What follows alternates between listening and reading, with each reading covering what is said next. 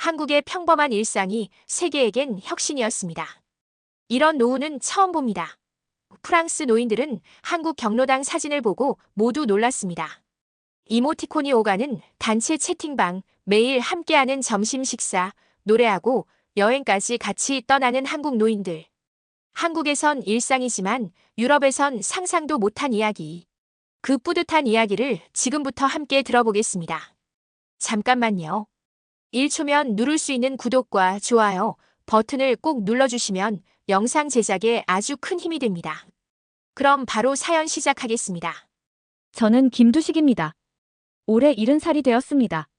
제 인생에서 가장 큰 변화가 찾아온 것도 바로 이 나이였습니다. 아들 현우가 처음 파리 이민을 제안했을 때는 솔직히 망설였습니다. 서울 종로구에서의 제 일상이 너무나 편안했거든요. 아침이면 경로당으로 향했고 그곳에서 또래 친구들과 스크린 골프 내기도 하고 당구도 쳤습니다. 점심시간이면 3, 3, 5 모여 식당에서 밥을 먹으며 이런저런 이야기를 나누었죠. 봄이면 경로당 회원들과 함께 진달래 축제도 다녀왔고 가을이면 단풍 구경도 갔습니다. 그때마다 버스 안에서 노래자랑도 하고 도시락도 나눠 먹으며 즐거운 시간을 보냈습니다. 하지만 아들 현우는 계속해서 저를 설득했습니다. 아버지, 프랑스는 노인 복지가 잘 되어 있어요. 의료비도 거의 들지 않고 여가 생활도 즐기실 수 있을 거예요. 결국 저는 아들의 말을 따르기로 했습니다. 파리에 도착한 첫날, 저는 짐을 풀자마자 동네 산책을 나섰습니다. 한국에서처럼 이웃들과 금방 친해질 수 있을 거라 생각했습니다. 근처 공원에는 나와 비슷한 또래의 노인들이 많이 있었습니다. 하지만 무언가 달랐습니다. 공원 벤치에 앉아있는 노인들은 대부분 혼자였습니다. 책을 읽거나 비둘기에게 먹이를 주는 정도였죠. 서로 대화를 나누는 모습은 찾아보기 힘들었습니다. 한국의 경로당처럼 함께 모여 이야기꽃을 피우는 공간도 없었고요. 용기를 내어 한 노인에게 말을 걸어보았습니다. 서툰 프랑스어로 인사를 건넸더니 그저 가볍게 고개를 끄덕이고는 다시 자신의 책으로 시선을 돌렸습니다. 그 순간 가슴 한켠이 묘하게 쓸쓸해졌습니다. 일주일이 지나고 한 달이 지나도 상황은 크게 달라지지 않았습니다.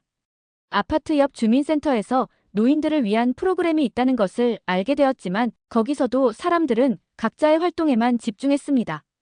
함께 수다를 떨며 시간을 보내는 한국의 문화가 그리워졌습니다. 밤이면 창밖으로 파리의 야경이 펼쳐졌습니다. 에펠탑의 반짝이는 불빛도 아름답고 거리의 카페에서 들려오는 음악 소리도 운치 있었습니다. 하지만 저는 자꾸만 서울의 경로당이 생각났습니다. 탁구를 치며 웃고 떠들던 그 시간들, 김치찌개 한 솥 끓여놓고 둘러앉아 먹던 점심시간이 떠올랐습니다. 파리의 노인들은 분명 그들만의 방식으로 노후를 보내고 있을 것입니다. 하지만 저에게는 너무나 낯설었습니다. 한국의 노인 문화가 얼마나 특별한지 파리에 와서야 깨닫게 되었습니다. 이제는 매일 아침 일어나면 창문을 열어 파리의 공기를 마시며 생각합니다. 오늘은 어떻게 하면 이곳에서 새로운 인연을 만들 수 있을지, 어떻게 하면 한국에서처럼 따뜻한 노인 공동체를 만들 수 있을지 말입니다. 한국에 있을 때가 문득 떠올랐습니다.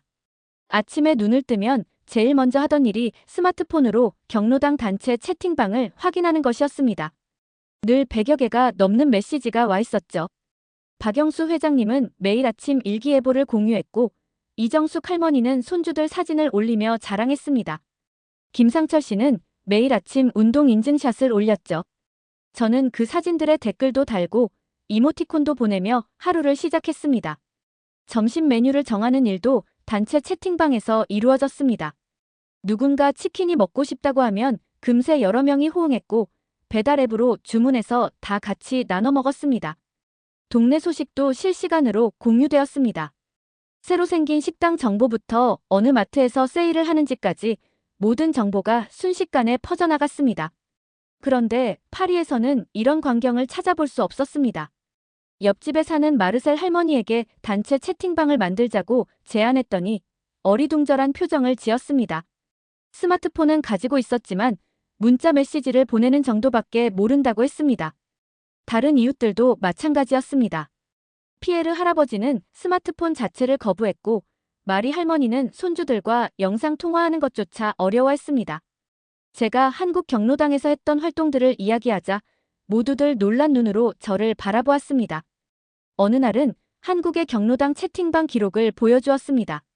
움직이는 이모티콘과 다양한 사진들, 실시간으로 오가는 대화들을 보며 그들은 신기해했습니다. 와, 이런 것이 가능하다니. 하면서도 자신들은 그런 것을 할 수 없을 거라고 했습니다. 스마트폰으로 할 수 있는 일들을 하나씩 알려주려 했지만 쉽지 않았습니다. 한국에서는 당연하게 여겨지던 것들이 여기서는 너무나 혁신적인 개념으로 받아들여졌습니다.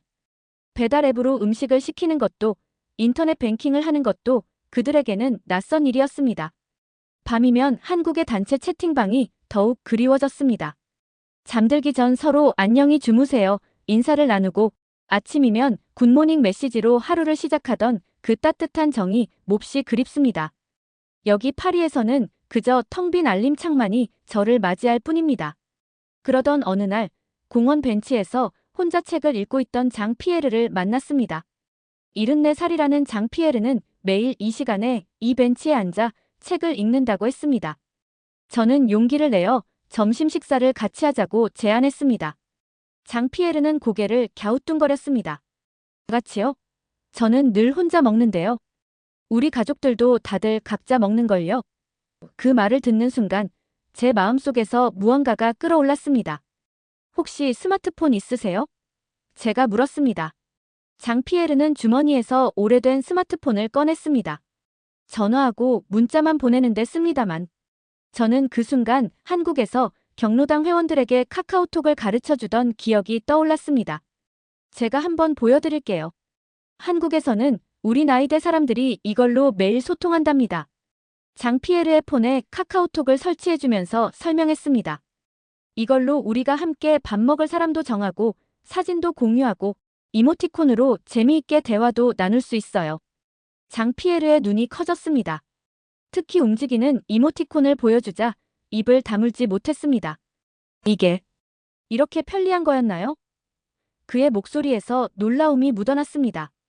다음 날 장 피에르는 자신의 친구 마리 테레즈와 함께 공원에 나타났습니다.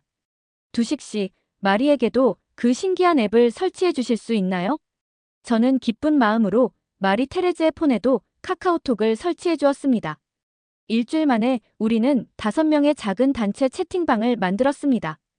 처음에는 서툴게 문자만 보내던 그들이 이제는 사진도 공유하고 이모티콘도 보내기 시작했습니다. 특히 장 피에르는 매일 아침 자신이 읽는 책의 인상 깊은 구절을 사진으로 찍어 공유했습니다.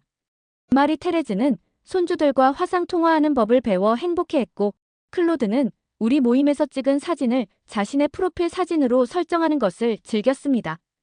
파리의 작은 공원에서 시작된 우리들의 디지털 혁명은 조금씩 확산되어 갔습니다. 장 피에르의 제안으로 근처 노인복지관을 방문했습니다. 한국의 경로당처럼 활기찬 모습을 기대했지만 실망스러웠습니다. 곳곳에 책장이 있고 사람들은 각자 조용히 책을 읽거나 신문을 보고 있었습니다. 여긴 왜 점심이 없어요? 저는 복지관 담당자 소피에게 물었습니다. 소피는 의아한 표정을 지었습니다. 점심은 각자 해결해야죠. 복지관은 문화활동을 위한 공간인데요. 제가 한국의 경로당 이야기를 꺼냈습니다. 매일 제공되는 무료 점심, 함께 만들고 나누는 식사 시간에 대해 설명했습니다. 우리는 이렇게 함께 밥을 먹으면서 하루의 이야기도 나누고 서로의 안부도 확인합니다. 소피의 눈이 커졌습니다. 그런 시스템이 있다니 놀랍네요. 하지만 여기서 그런 건 불가능할 거예요. 저는 고개를 저었습니다. 한번 시도해보면 어떨까요? 일주일에 하루라도 시범적으로 해보는 건요? 제 제안은 복지관 운영위원회에서 논의되었습니다. 처음에는 반대하는 목소리가 컸습니다. 예산 문제, 인력 부족 등 여러 가지 우려가 나왔죠. 하지만 저는 포기하지 않았습니다. 한국 경로당의 사진과 영상을 보여주었습니다. 함께 식사하며 웃음꽃을 피우는 어르신들의 모습에 운영위원들도 조금씩 마음이 움직였습니다. 결국 한 달 동안 매주 수요일마다 점심 식사를 제공하는 시범 프로그램을 운영하기로 했습니다. 첫 수요일, 복지관은 그 전과는 완전히 다른 모습이었습니다. 평소에는 한산하던 공간이 사람들로 가득 찼습니다. 식사를 준비하는 과정에서부터 자원봉사자로 참여하겠다는 노인들도 있었습니다. 함께 식사를 하면서 자연스럽게 대화가 시작되었습니다. 처음에는 어색해하던 사람들도 시간이 지나면서 서로의 이야기를 나누기 시작했습니다. 책만 보던 사람들이 이제는 서로의 얼굴을 마주보며 웃고 있었습니다. 이 소식은 곧 지역신문에 실렸습니다. 한국식 경로당 시스템, 유럽에서도 가능할까? 라는 제목의 기사였습니다. 기자는 복지관의 변화를 상세히 다루었고, 특히 함께하는 식사 시간이 노인들의 사회적 고립을 줄이는데 효과적일 수 있다고 분석했습니다. 어느 날 카카오톡 단체방에 제가 한국 경로당에서 찍은 사진들을 올렸습니다. 스위스 융프라우에서 단체 사진을 찍은 모습, 이탈리아 베네치아에서 곤돌라를 타는 모습, 프랑스 루브르 박물관 앞에서 다 같이 V를 그리며 찍은 사진들이었습니다. 와, 이게 다 노인분들이신가요? 음아리 테레즈가 놀란 목소리로 물었습니다. 네, 우리 경로당에서 매년 한 번씩 해외여행을 갔거든요. 다 같이 모여서 여행사 설명도 듣고 여행 경비도 조금씩 모으고 우리도 여행을 가고 싶은데 방법을 모르겠어요. 장피에르가 한숨을 쉬었습니다. 혼자서는 계획하기도 어렵고 비용도 얼마나 들지 모르고 다른 회원들도 고개를 끄덕였습니다. 그 순간 제 머릿속에 아이디어가 떠올랐습니다. 그럼 제가 한번 계획을 짜볼까요? 우리 경로당에서 했던 것처럼 말이에요. 저는 바로 노트북을 켜고 여행 계획을 세우기 시작했습니다. 먼저 합리적인 가격의 단체 여행 상품을 찾았습니다. 교통편과 숙소가 포함된 패키지였습니다. 그리고 매달 조금씩 여행 경비를 모을 수 있는 적금 시스템도 만들었죠. 한국에서 했던 것처럼 말입니다. 처음에는 10명 정도가 관심을 보였습니다. 하지만 카카오톡 단체방에 여행 정보를 공유하고 함께 가면 얼마나 즐거울지 이야기를 나누다 보니 점점 더 많은 사람들이 참여하고 싶어 했습니다. 이런 시스템이 있었다니. 클로드는 감격스러워했습니다. 혼자서는 엄두도 못 냈는데 다 같이 가니까 용기가 나네요. 마리 테레즈도 기뻐했습니다. 매주 수요일 복지관 점심시간에는 여행 계획에 대한 이야기로 시끌벅적했습니다. 어디를 갈지, 무엇을 볼지, 어떤 음식을 먹을지. 여행을 준비하는 과정 자체가 또 하나의 즐거움이 되었습니다. 심지어 복지관 소피도 우리의 계획에 관심을 보였습니다. 이런 단체 활동이 노인분들의 삶의 질을 높이는데 정말 도움이 될 것 같아요. 복지관에서도 적극적으로 지원하고 싶습니다. 여행 계획을 세우면서 저는 문득 깨달았습니다. 프랑스 노인들의 일상이 너무 정적이라는 것을요. 대부분의 시간을 집에서 보내거나 공원에서 조용히 책을 읽는 정도였습니다. 한국에서는 어떻게 지내셨어요? 장피에르가 물었습니다. 저는 핸드폰을 꺼내 한국 경로당에서의 일상을 보여주었습니다. 아침 요가 수업, 점심 식사 후에 노래 교실, 오후에 배드민턴 경기, 저녁에 스마트폰 활용 강좌까지. 하루에 이렇게 많은 활동을 하신다고요? 마리 테레즈의 눈이 휘둥그레졌습니다. 그럼요. 우리는 아침부터 저녁까지 항상 바빴답니다. 심지어 주말에는 탁구 대회도 열고 등산도 갔죠. 클로드가 한숨을 쉬었습니다. 우리는 그저 시간을 죽이며 살았네요. 텔레비전 보고 잠자고. 이렇게 활동적으로 살 수 있다는 걸 몰랐어요. 복지관에서 일주일에 한 번 하던 점심 모임이 이제는 매일의 행사가 되었습니다. 식사 후에는 자연스럽게 활동 시간이 생겼죠. 처음에는 간단한 스트레칭부터 시작했습니다. 우리도 요가 수업을 들을 수 있을까요? 마리 테레즈가 제안했습니다. 소피는 기꺼이 복지관 공간을 내어주었고 근처 요가 강사를 섭외했습니다. 처음에는 5명이 전부였지만 이제는 20명이 넘는 인원이 참여합니다. 노래 교실도 시작했습니다. 프랑스 샹송부터 현대 팝송까지 음악과 함께하는 시간은 모두의 활력소가 되었습니다. 특히 장피에르는 놀라운 재능을 보여주었죠. 수줍어하던 그가 이제는 노래 교실의 리더가 되었습니다. 이탈리아에서 온 마르코는 자신의 고향 피렌체에도 이런 프로그램을 도입하고 싶다며 연락해왔습니다. 우리 지역 노인복지관에도 이런 활동이 필요해요. 어떻게 시작하면 좋을까요? 소식은 빠르게 퍼져나갔습니다. 인근 도시의 복지관에서도 문의가 왔고 벨기에의 한 노인복지단체에서는 직접 방문을 요청했습니다. 한국의 노인 문화가 유럽 전역으로 전파되기 시작한 것입니다. 어느 날 아침, 복지관 소피가 흥분된 목소리로 전화를 걸어왔습니다. 두식 씨, 로마 시장이 우리 복지관을 방문하고 싶다고 합니다. 저는 처음에 제가 잘못 들은 줄 알았습니다. 로마 시장은 파리의 작은 복지관에서 시작된 변화에 깊은 관심을 보였습니다. 이탈리아도 고령화 문제로 심각한 고민을 하고 있었습니다. 한국의 경로당 시스템이 우리의 해답이 될 수 있을 것 같네요. 시장의 방문은 전국 뉴스에서 다뤄졌습니다. 카메라 앞에서 장피에르와 마리 테레즈는 자신들의 변화된 일상을 자랑스럽게 이야기했습니다. 이제는 매일이 기다려집니다. 새로운 것을 배우고 친구들과 만나는 즐거움이 생겼거든요. 프랑스 정부도 움직이기 시작했습니다.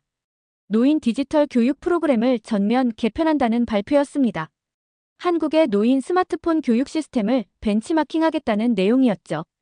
특히 카카오톡과 같은 메신저 활용 교육을 필수 과정으로 도입하기로 했습니다. 저는 갑자기 유럽 각지에서 강연 요청을 받기 시작했습니다. 스페인, 독일, 네덜란드. 각국의 노인복지 담당자들이 한국의 경로당 시스템에 대해 더 자세히 알고 싶어 했습니다. 처음 강연을 시작할 때는 많이 긴장했습니다. 제가 무슨 자격으로 이런 이야기를 하나 싶었죠.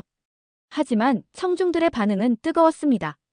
특히 노인들의 사회적 고립을 줄이고 활기찬 노후를 만드는 방법에 대해 많은 관심을 보였습니다.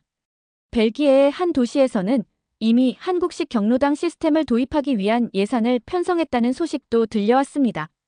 노인들의 삶의 질 향상을 위한 혁신적인 시도라는 평가였습니다. 프랑스 정부는 더 나아가 전국의 노인복지관에 무료 와이파이를 설치하고 태블릿 대여 서비스를 시작하겠다고 발표했습니다. 디지털 소외를 줄이고 노인들의 온라인 소통을 돕겠다는 취지였죠. 이제는 매주 수요일마다 우리 복지관에서 화상회의가 열립니다. 유럽 각국의 노인복지 담당자들과 함께 한국의 경로당 시스템을 공유하고 각 나라의 상황에 맞게 어떻게 적용할 수 있을지 토론하는 시간입니다. 1년이 지난 지금 파리의 풍경이 많이 달라졌습니다. 아침이면 공원에서 단체로 태극권을 하는 노인들을 볼 수 있고 복지관에서는 웃음소리가 끊이지 않습니다. 처음에는 낯설어하던 프랑스 노인들도 이제는 자연스럽게 함께 모여 이야기꽃을 피웁니다. 우리 복지관은 공식적으로 한국식 모델을 도입했다고 발표했습니다. 매일 제공되는 점심 식사, 다양한 문화 프로그램, 단체 채팅방 운영까지 한국의 경로당에서 하던 활동들이 이제는 파리의 일상이 되었습니다. 장피에르는 이제 복지관의 자원봉사 리더가 되었습니다. 처음에는 이런 변화가 가능할 거라고 생각도 못했어요. 하지만 이제는 이전의 삶으로 돌아가고 싶지 않습니다. 마리 테레즈의 변화는 더 놀랍습니다. 스마트폰을 어려워하던 그녀가 이제는 다른 노인들에게 카카오톡 사용법을 가르쳐주고 있습니다. 우리 단체 채팅방에는 이제 100명이 넘는 회원이 있어요. 매일 아침 서로 인사하고 일상을 공유하는 게 얼마나 즐거운지 몰라요. 첫 번째 단체 여행도 성공적으로 다녀왔습니다. 스위스 융프라우에서 찍은 사진은 현지 신문에도 실렸죠. 프랑스 노인들의 새로운 도전이라는 제목의 기사였습니다. 우리가 한국에서 늘 하던 모습이 여기서는 혁신적인 도전으로 비춰진다는 게 신기할 따름입니다. 얼마 전에는 제가 살던 서울 종로구의 경로당 회원들과 화상통화를 했습니다. 파리의 변화된 모습을 보여주자 모두들 감격스러워했습니다. 두식 씨, 우리가 하던 걸 그대로 옮겼네. 박영수 회장님의 말씀처럼 저는 그저 한국에서 하던 대로 했을 뿐입니다. 프랑스 정부는 이제 전국적으로 이 시스템을 확대하겠다고 합니다. 다른 유럽 국가들도 비슷한 계획을 발표했고요. 제가 처음 파리에 왔을 때 느꼈던 그 외로움과 단절감이 이제는 추억이 되어가고 있습니다. 가끔 생각합니다. 우리는 그저 평범하게 살았을 뿐인데 그것이 여기서는 혁신이 되었다는 게 참 신기하다고요. 한국의 경로당 문화가 이렇게 세계적인 모범 사례가 될 줄은 꿈에도 몰랐습니다. 이제 저는 매일 아침 복지관으로 향합니다. 그곳에서 만나는 프랑스 친구들과 함께 웃고 이야기하고 새로운 것을 배우며 하루를 보냅니다. 한국에서 하던 것처럼 말이죠. 다만 이제는 에펠탑이 보이는 파리의 하늘 아래에서 크루아상의 향기와 함께 말입니다. 우리가 만든 작은 변화가 이제는 유럽 전역으로 퍼져나가고 있습니다. 그저 우리가 평범하게 살아온 방식이 누군가에게는 특별한 혁신이 될 수 있다는 걸 배웠습니다. 이제는 더 이상 외롭지 않은 파리의 노인들을 보며 저는 새삼한국의 경로당 문화가 얼마나 아름다운지 다시 한번 깨닫게 됩니다. 오늘 사연은 여기까지입니다. 구독과 좋아요는 영상 제작에 아주 큰 힘이 됩니다. 더 좋은 영상으로 찾아뵙겠습니다. 우리 구독자님들의 가정에 행복만이 가득하시기를 진심으로 바라겠습니다. 긴 영상 함께 해주셔서 정말 감사합니다.